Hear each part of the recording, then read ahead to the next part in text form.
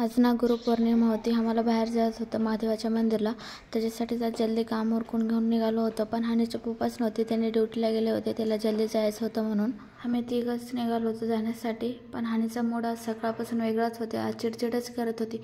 बोललं तर पण रडायला लागली होती. काय झालं होतं की तिला.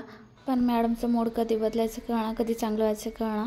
असो, पण नारळ घ्यायचं होतं म्हणून शॉपला गेलो होतो. नारळ घेऊन आलो होतो. पूजा करण्यासाठी नारळ ते मध्ये दिलं होतं. पूजा करत होते.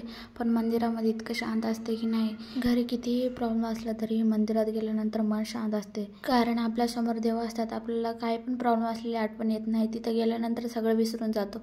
सगळं देवावर विश्वास ठेवल्यानंतर सगळं चांगलंच होतं. माझ्या लाईफमध्ये पण खूप जास्त प्रॉब्लेम होते. पण माझा विश्वास माझ्या देवावर होता. त्याने माझा विश्वास पण तुटून दिला नाही. माझ्या लाईफमध्ये सगळं चांगलं पण केलं. आणि माझ्या लाईफमध्ये हानीसारख्या मुलीला देऊन देवांचा माझ्यावर खूप मोठा आशीर्वाद आहे. आणि माझ्या घरची लक्ष्मी आहे. आणि जन्मल्यापासून आमची फॅमिली सगळं खुश आहोत.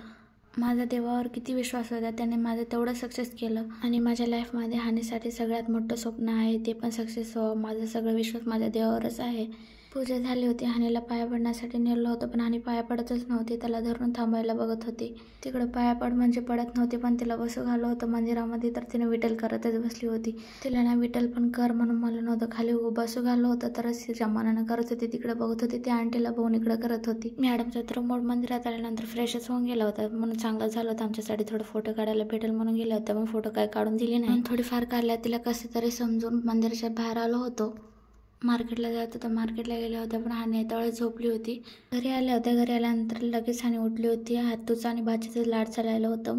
मला तर स्वयंपाक बनवायचं म्हणून गेलं होतं. हानी खेळायसाठी पाण्याच्या खाली जाऊन खेळत होती. संध्याकाळी हानीच्या आतू जायला रेडी झाले होते. हानीला पैसे दिले होते. पण हानी सारखं तोडातच टाकत होती.